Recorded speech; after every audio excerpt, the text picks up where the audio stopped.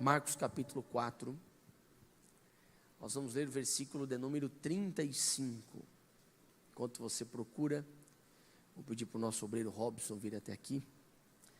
Ele vai estar levantando a voz em oração para este momento da palavra, porque eu entendo, irmãos, que enquanto nós estamos pregando a palavra, há uma batalha espiritual acontecendo.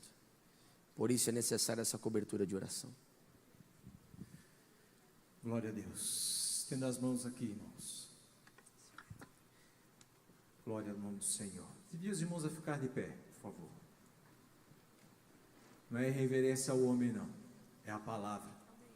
E a palavra, ela é viva. E o escritor aos Hebreus diz que ela é eficaz. Ela penetra na divisão da alma e do espírito. Paizinho, em nome de Jesus, aqui está teu filho, Senhor, pastor Samuel, que fará uso, Senhor, das escrituras, Senhor, da tua palavra para comunicar aos nossos corações. Seguramente, Senhor, ele já meditou acerca do mesmo, mas o mais importante é o Senhor, que faz, Senhor, com que esta palavra que é viva venha encontrar guarida nos nossos corações. Por isso que toda voz nesse ambiente que não provém de ti, cale-se agora no poder e na autoridade do nome de Jesus. Seja repreendido toda falta de entendimento, seja repreendido agora toda desvirtualidade, toda distração, e que o nosso entendimento e de cada presente aqui seja cativo a ouvir a tua voz. Usa ele como um canal competente. Tome este ambiente da tua presença e da tua glória, Senhor, e que possamos, Senhor, voltar para os nossos lares, Senhor, dizendo: verdadeiramente o Senhor esteve conosco, verdadeiramente o Senhor falou ao nosso coração. Assim oramos e já te agradecemos, em nome de Jesus. Amém. Graças a Deus. Marcos capítulo 4. Enquanto o nosso sonoplasta dá um retorno aqui para a gente, versículo 35, texto na versão João Ferreira de Almeida, revista corrigida, diz assim: naquele mesmo dia, sendo já tarde, disse Jesus: passemos para outra margem. Naquele mesmo dia, sendo já tarde, disse Jesus: passemos para outra margem. Capítulo 5, versículo 1, diz assim: a parte A, e chegaram a outra margem do mar, e chegaram a outra margem do mar. Antes de você sentar, olhe para a pessoa mais bonita que está do seu lado aí. Se tiver dificuldade, não olha para o púlpito, aqui não tem, olha para mim aqui mesmo. Achou a pessoa mais bonita aí? Diga para ele, diga para ela: hoje, Jesus te trouxe aqui para te dizer: passemos. Amém? Tome seu assento, por favor. Muito obrigado. Nesta manhã eu quero conversar com vocês em rápidas palavras, será muito rápido, cirúrgico e preciso, sobre essa expressão de Jesus. Disse Jesus: passemos. Disse Jesus: passemos.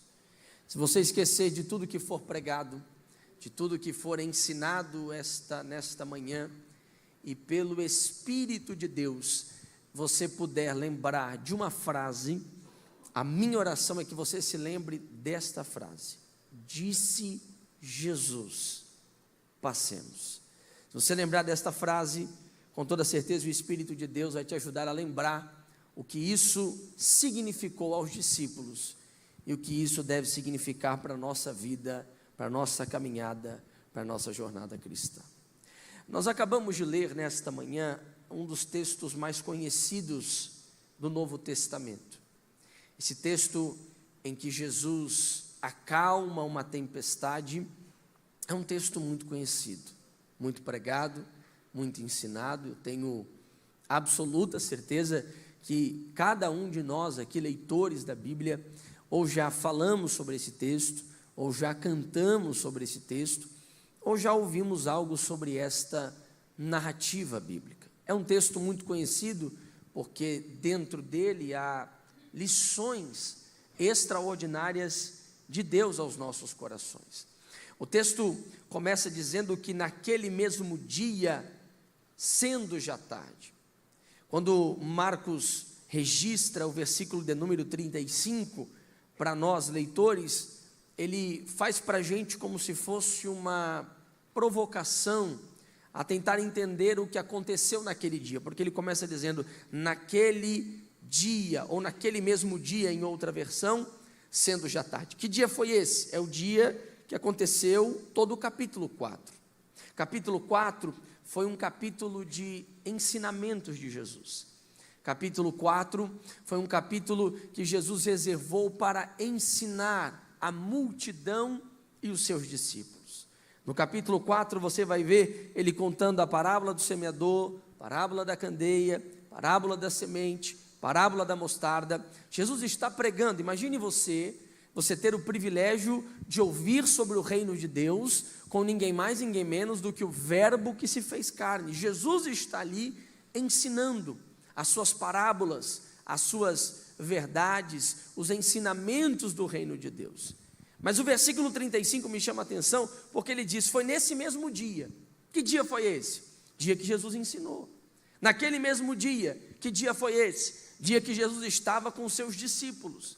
Naquele mesmo dia, que dia foi esse? Dia que Jesus ensinou as multidões. Naquele mesmo dia, que dia foi esse? Dia em que Jesus estava reunido com uma multidão ensinando a palavra. Nesse mesmo dia, o texto diz, disse Jesus, passemos para outra margem. Eu acho interessante, porque quando Jesus dá esta palavra, ordenando a passagem para o outro lado, agora Jesus não está falando mais com toda a multidão que está ali. Jesus agora não está mais falando com todos aqueles que ouviram a parábola do semeador, a parábola da candeia, a parábola da semente e a parábola da mostarda. Não, agora é diferente. É mais ou menos assim. Jesus estava ensinando a todos, ele ensinou as parábolas a todos, mas de repente ele vai dar uma ordem, ele vai dizer, vamos para o outro lado, passemos para o outro lado. Nesse momento, Jesus se vira para os seus discípulos e olhando para eles, dá essa ordem exclusivamente para eles, dizendo, este é o momento de você entrar no barco e passar para o outro lado. A primeira verdade que Jesus queria dizer aos seus discípulos, quando ele disse passemos, ele estava dizendo aos seus discípulos, existem ordens que não é para todo mundo, existem ordens que são exclusivas aos meus discípulos. Naquele dia todo mundo ouviu parábola, naquele dia, de acordo com o contexto, também provavelmente muitos viram seus milagres, mas teve um grupo em especial que ouviu uma ordem de Jesus. E eu gostaria de perguntar ao seu coração, você já entendeu o que a sua mãe te ensinou há muito tempo? O que, pastor? Que você não é todo mundo? Você já entendeu que sobre você Deus tem uma palavra de direção? Você já entendeu que você não pode andar como todo mundo anda? Você já entendeu que você não pode entrar onde todo mundo entra? Você já entendeu que você não deve sair de onde todo mundo já saiu? Você já entendeu que você não pode caminhar onde todo mundo caminha? Você já entendeu que você tem que retroceder, ainda que todos não retrocedam? Você já entendeu que você caminha debaixo de ordem? Pois eu vim aqui para te dizer que a primeira verdade que o passemos diz ao meu coração é que o passemos está dizendo para mim, há momentos da minha caminhada que eu preciso entender que eu não sou todo mundo. Deus vai cobrar de mim o que não cobra de alguns. Ele vai exigir de mim o que não cobra de muitos. Oh, irmãos, grande é a porta e largo é o caminho que leva à salvação. É Bíblia? É Bíblia atualizada, né? A versão raiz bleiana diz, apertada é a porta, estreito é o caminho. Talvez, eu acho interessante, que quando Jesus olha para os discípulos e diz, passemos, ele dá uma ordem, ele não pergunta, ele dá uma ordem.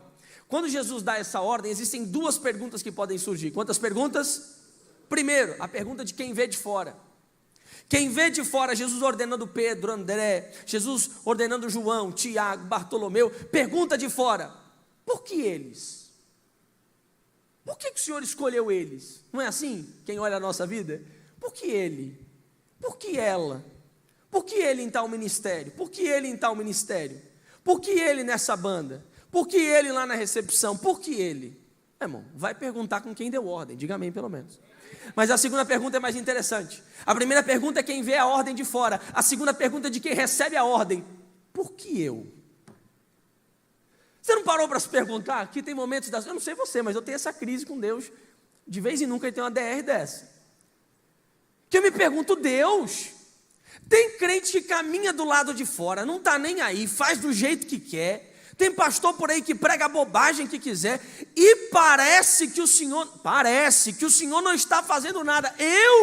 Se eu pregar uma pimentinha, uma heresia, o Senhor já me cobra. Eu me sinto o pior pastor do mundo. Se eu piso um pouco fora, o Senhor já vai lá e me cobra. Porque há momentos da nossa vida que a gente ouve a ordem e a gente começa a se perguntar, por que eu? Sabe por que você? Porque aqui há duas classes de pessoas no texto, a multidão e o discípulo. Aí você tem que se perguntar, tu é multidão ou tu é discípulo? Porque se tu é multidão, você ouve a palavra, vive como quer, do jeito que quer e faz o que você quer. Mas se você é discípulo, a voz brada para você hoje, paz. Eu estou sentindo autoridade nessa palavra essa manhã. Então deixa eu liberar uma palavra sobre o seu coração em nome do Senhor Jesus. Há momentos da sua caminhada que você não vai ter opção.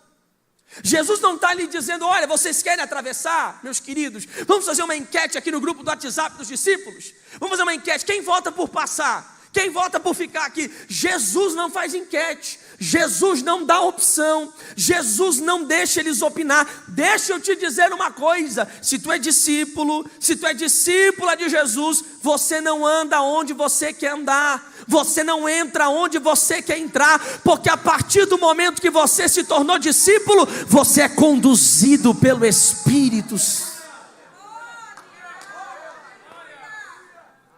Passemos é uma ordem, e eles obedecem.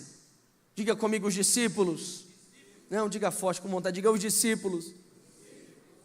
Obedeceram a ordem. Sabe qual foi o resultado da obediência? Olha o texto, versículo 37. Levantou-se grande bonança, ficou tudo bem, felizes para sempre. É isso, gente? Não! 37.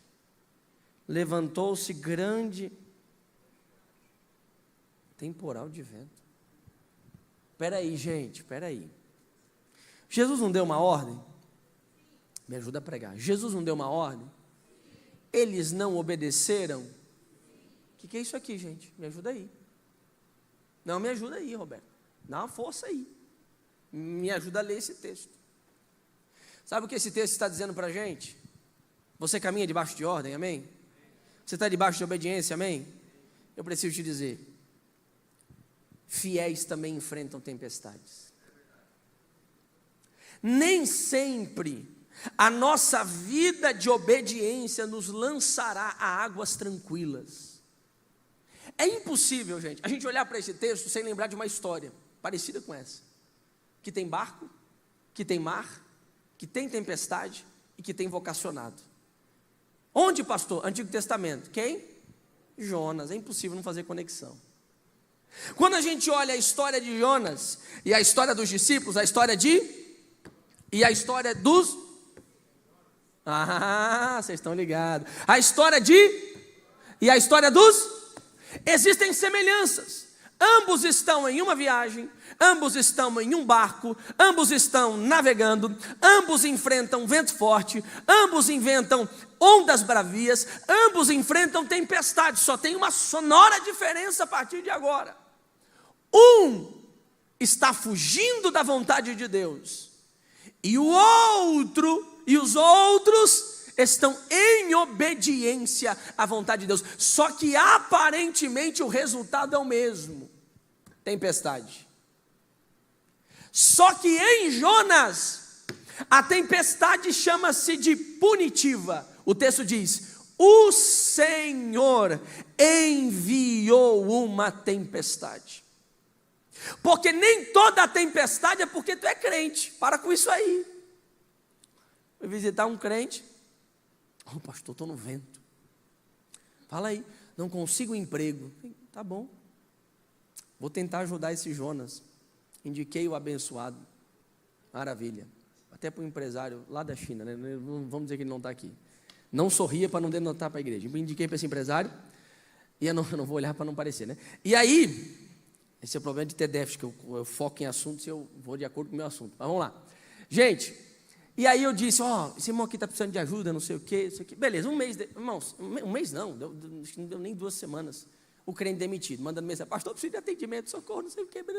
Atendi, pastor, eu não sei o quê, injustiçado, não sei o quê. Falei, tá bom, vou lá conversar com o meu crente. Eu fui valente lá em cima do empresário. Falei, seu empresário, seu pensador que só pensa nos outros. Brincadeira, eu fui ouvir o outro lado da moeda.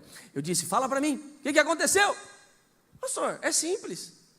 O camarada é o último a chegar na empresa, é o primeiro a sair e fica doente 2 vezes por semana. Sem atestado médico. E vindo chorar para mim dizendo, eu acho que Deus me botou numa tempestade, pastor. Deixa eu te dizer, querido, nem toda tempestade é porque Deus quer te ensinar alguma coisa. Tem tempestade que é simplesmente punição de Deus por más decisões. Você não vai aprender nada, você só precisa voltar para a rota. Diga amém, pelo menos. Vou dizer de novo. Nem toda tempestade é pedagógica. Tem tempestade que é punitiva, é só para você voltar para a rota. Enquanto você teima, o vento corre. Enquanto você teima, a onda se levanta. Enquanto você teima, está tudo complicado. Volta para a rota. Só que eu não estou pregando sobre Jonas, que eu gosto de pregar sobre Jonas, que a gente bate sem dó nos crentes, sem vergonha, é maravilhoso. Hoje eu estou pregando sobre os discípulos no capítulo 4. Difícil para mim, Márcio, é muito Márcio no lugar só, misericórdia.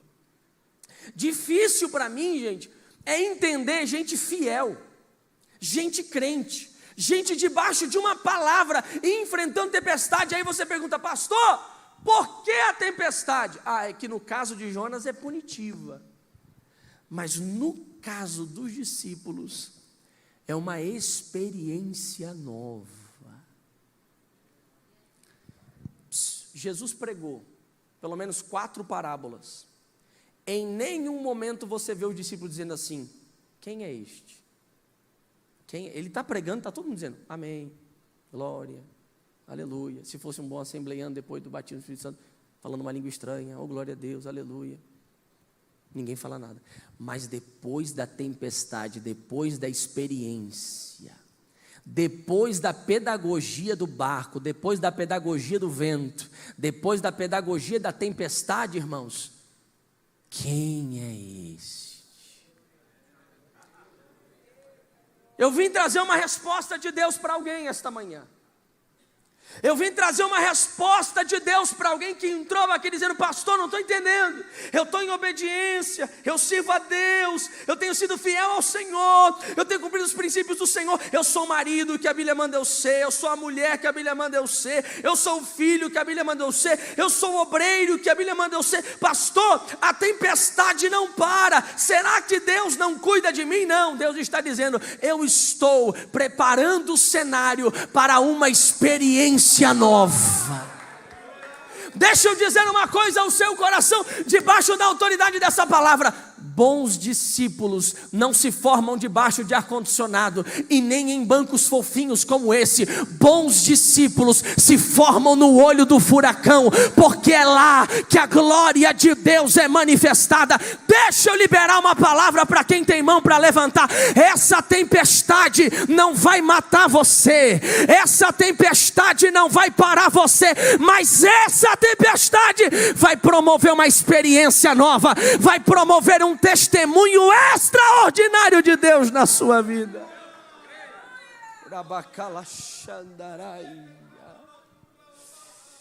Deixa bater, deixa correr o vento. Deus tem uma experiência nova para você. Disse Jesus, passemos. Disse Jesus? Vamos. Disse Jesus?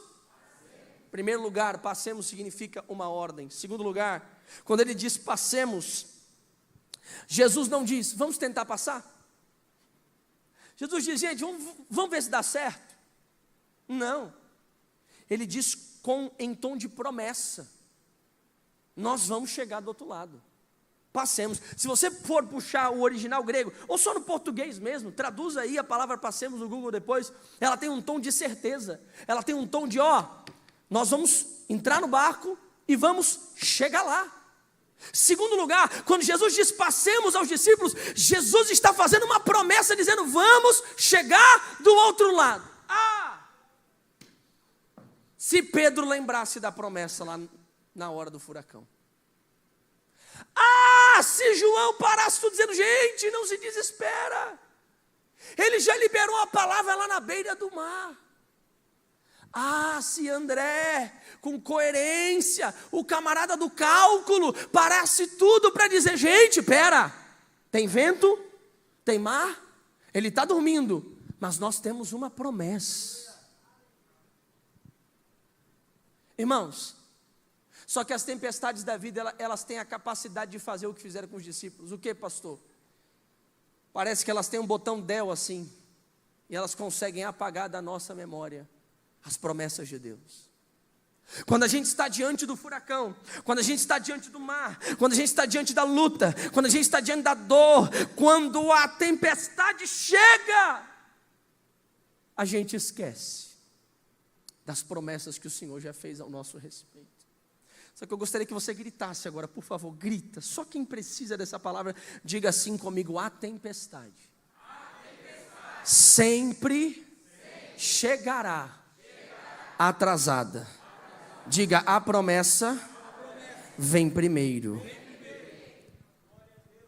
Jesus prometeu no versículo 35, e a tempestade, pastor, chegou no 37. Ei, está doendo? Está pensando em parar? Está pensando em desistir? Hoje não é hora só de olhar para frente, olha pelo retrovisor da tua existência, lembra-se das promessas de Deus sobre a tua vida, e eu preciso te lembrar, Deus não é homem para que minta, e nem filho do homem para que se arrependa. Se Ele prometeu algo ao teu, meu Deus, eu vim pregar para quem tem promessa esta manhã. Eu vim pregar para quem está no olho do furacão dizendo, pastor, está doendo, pastor, está batendo, pastor, Deus não está comigo. Ei, eu gostaria que você lembrasse que você tem promessa, que é uma palavra de Deus sobre a tua vida, que Ele te escolheu desde o ventre da tua mãe. Não é esse vento que vai apagar a promessa, não é esse mar que vai sucumbir à promessa de Deus na tua vida. Você tem promessa. Mas no meio do mar, você vai lidar com duas vozes. Quantas vozes? Primeiro, é a voz da promessa, que está lá ecoando da beira do mar. Segundo, lá no meio do mar, o furacão vai gritar para você. A promessa diz, passemos. O furacão diz, pare. A promessa diz, passemos. A tempestade diz, limite. A palavra diz, passemos. A promessa diz, adiante. A pergunta é, vai acreditar no quê? No grito da tempestade ou na promessa de Jesus sobre a tua vida? Em uma outra experiência, os capítulos à frente, Jesus leva eles de novo para a pedagogia do barco, porque o barco é maravilhoso, irmão. O barco ensina a nós demais, a tempestade é maravilhosa. Só que nessa pedagogia, Jesus não está lá, ele manda entrar e fica. Aí ele vem surfando assim sobre o mar. Sim ou sim, gente? Ele vem andando assim sobre as águas, sobre as ondas. Primeiro surf sem prancha, que coisa maravilhosa. De longe, é um fantasma, quando chega perto é ele. Aí Pedro, ousado, né? Já tinha passado na primeira pedagogia, agora vamos para a segunda. Se é o Senhor, me manda ir ter contigo. O que ele fez? Venha. Pedro andou e chegou até Jesus, é isso, gente? Não, o texto diz assim, e ele andando, viu a força do vento e teve medo. Gente, Jesus já não tinha liberado a palavra? Vem. Jesus já não tinha dito, olha, pode vir, vai dar certo, vai correr tudo bem. Só que na hora do vamos ver, na hora da crise, na hora da dor, na hora da impossibilidade, irmãos, a gente parece que apaga da nossa memória. E parece que tudo o que vale é a força do vento. E tudo o que vale é a força da tempestade. Só que eu vim aqui para te dizer, mais poderoso do que esse vento, mais poderoso do que esse mar, mais poderoso do que esse furacão que você está vivendo hoje, é a promessa de Jesus. Terceiro lugar, Jesus disse: passemos. Primeiro é uma ordem, segundo é uma promessa. Terceiro, Jesus diz: passemos. A versão NVI traduz como vamos. Vamos. A NTLH traduz novamente, vamos. A ideia do texto original, quando Jesus diz passemos, é: onde eu estou mandando você entrar, eu vou entrar com você. Meu Deus, isso aqui é para assembleiano, isso aqui é para crente, isso aqui é para quem crê. Passemos em terceiro lugar, é uma garantia. Eu estou junto com você. Eu mandei você entrar, eu entro junto. Eu mandei você sair, eu saio junto. Eu mandei você ficar, eu fico junto. Eu mandei você caminhar, eu caminho junto. Eu mandei você ir. Garantia. Você entende que você tem uma garantia? E que essa garantia tem um nome? Jesus Cristo. Você entende que você tem uma garantia no meio dessa dificuldade? Gente, só que às vezes parece que a garantia está meio falhada. Parece que é galantia, sim ou não? Porque Jesus disse passemos, e ele entrou no barco, sim ou não? Sim ou sim, gente? Entrou no barco. Só que os discípulos estão navegando. Jesus vai fazer o quê? O texto diz: ele vai lá, pega uma almofada e vai para a polpa do barco.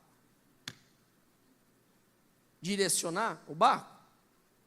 Não. Ele vai fazer o quê? Dormir.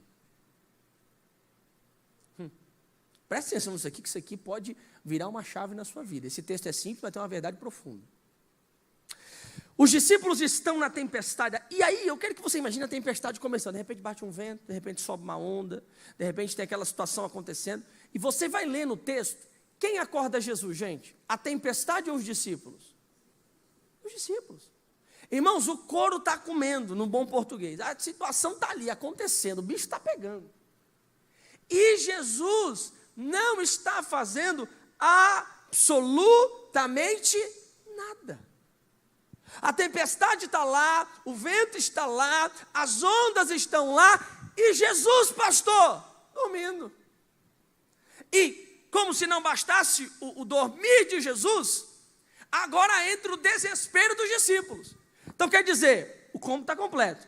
Tem vento, tem onda, tem tempestade, está dando ruim, e os discípulos agora estão desesperados. E Jesus? Dormindo. Dormir aqui fala de silêncio.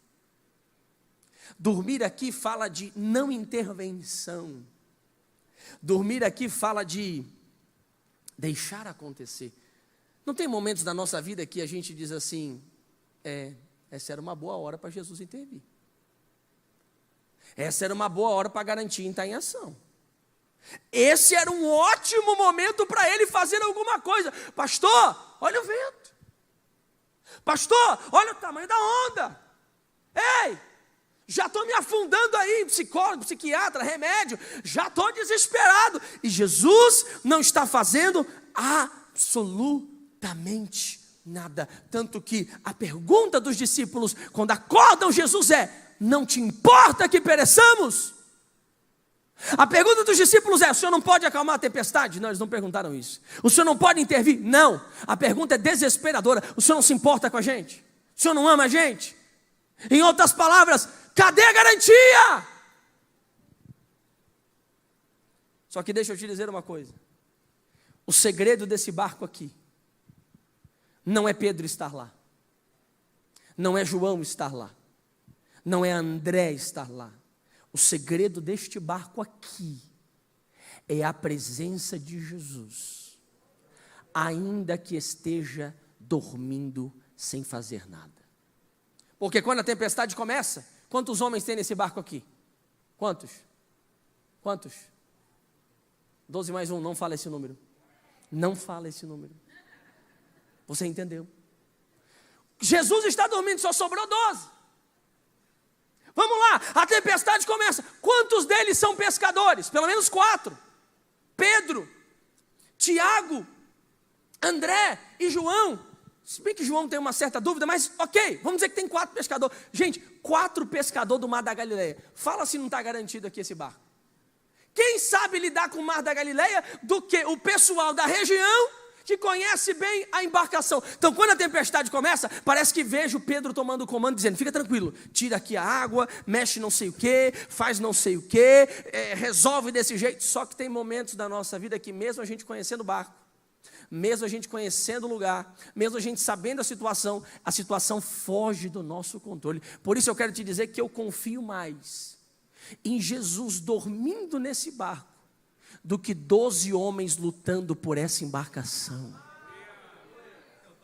Não sei se você entende o que eu estou pregando essa noite, mas talvez você venha dizendo, pastor, ora aí, porque o advogado é bom. Pastor, ora aí, porque o bisturi do médico é bom. Pastor, pode ficar tranquilo, é só orar, eu tenho braço, eu tenho força, eu dou conta. Eu vim aqui para dizer ao teu coração nesta manhã que a garantia do teu barco não é o advogado, não é o médico, não é tua força, não é a tua estrutura, mas a verdadeira garantia é a presença de Jesus. Ele está em silêncio, mas Ele está ali. Ele está em silêncio, mas Ele cuida do barco. Ele está em silêncio, mas Ele é a garantia de que você vai chegar do outro lado. Quem pode aplaudir a Deus esta manhã?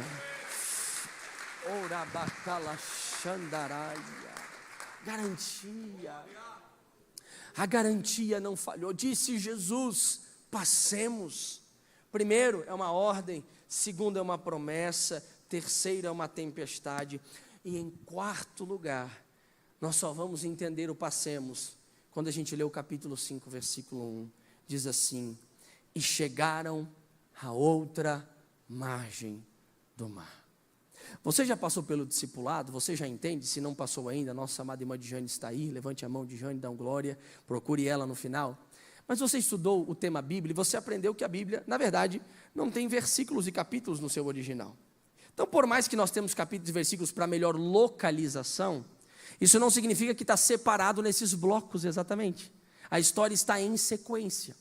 Então, quando você lê o capítulo 5, versículo 1, você está lendo a sequência do capítulo 4, versículo 41. A beleza do passemos só dá para entender ela no 5:1, quando Deus diz assim, e chegaram a outra margem do mar. Olha que coisa linda. O que tem do outro lado, pastor? Do outro lado? Do outro lado o texto diz que tem um endemoniado gadareno. Né? Vocês já estão entendendo, é forte isso aqui. Do outro lado tem um cara perturbado por demônios, que ninguém o podia libertar. O texto vai dizer que as pessoas amansavam aquele homem. Gente, amansar é para bicho. Ninguém deu conta de resolver aquela situação. Jesus é onisciente, os discípulos não. Quando ele diz, passemos, na cabeça dos discípulos, é só entrar no barco e passar para o outro lado. Mas Jesus sabia o que tinha do outro lado. Do outro lado tinha um propósito. Do outro lado tinha uma obra a ser feita. Do outro lado, Jesus queria manifestar a sua glória. Eu vim aqui para dizer para alguém, você entrou no barco que Jesus mandou você entrar? Está pensando em parar, meu filho? Se você parar, você vai perder o propósito que Ele tem para você. Está achando que a tempestade é propósito? Isso aí é estágio. Propósito é o capítulo 5. Endemoniado gadareno. Eu acho lindo isso aqui, sabe por quê? Porque todo mundo que viu um endemoniado gadareno, né, possuído por tantos demônios, um ser estranho que rompia correntes, todo mundo que olhava dizia, quem é este? Já pensou você ver um homem que rompe correntes? Quem é esse aí, rapaz? Que força é essa? Sabe por que os discípulos olharam para o gadareno e não se assustaram com ele? Ah, irmão, é que quem já passou a pedagogia da tempestade e viu o que Jesus faz no olho do furacão, não se assusta com o propósito do capítulo 5. Sabe por que nós temos uma geração de líderes, obreiros, pessoas que se dizem homens e mulheres de Deus, que não suportam uma luta, não suportam uma intempérie, não suportam a força do propósito? É porque no meio do caminho pegaram atalhos, não passaram pela pedagogia da tempestade. Mas quem passou pela pedagogia da tempestade não diz quem é este para o gadareno, ele diz para o Cristo: quem é esse? Como assim? Você não está vendo tanto de demônio? Você não está vendo a luta? Você não está vendo a força do propósito?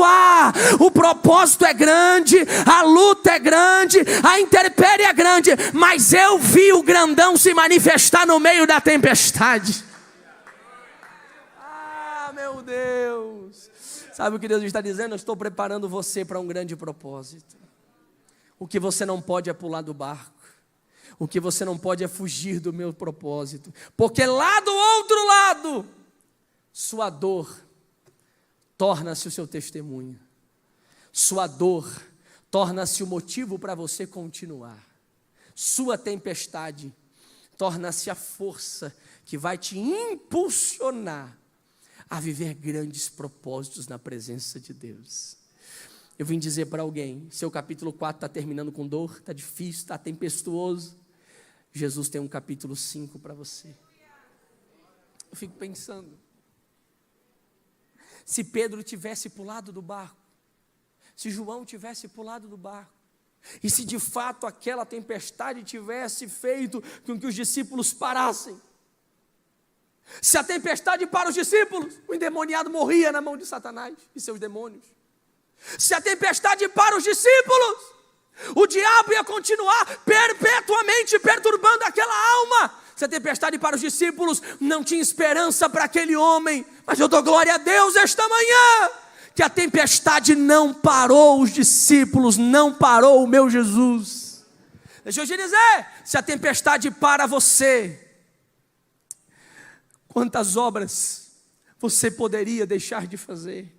Se a tempestade trava você, quantas almas você deixaria de discipular? Se a tempestade para você, quantos louvores você não podia impactar as pessoas? Se a tempestade para você, quantas pregações não teria mais? Mas eu dou glória a Deus esta manhã, que a tempestade não me parou, a tempestade não te parou. E no capítulo 5, nós vamos viver grandes propósitos de Deus na nossa vida.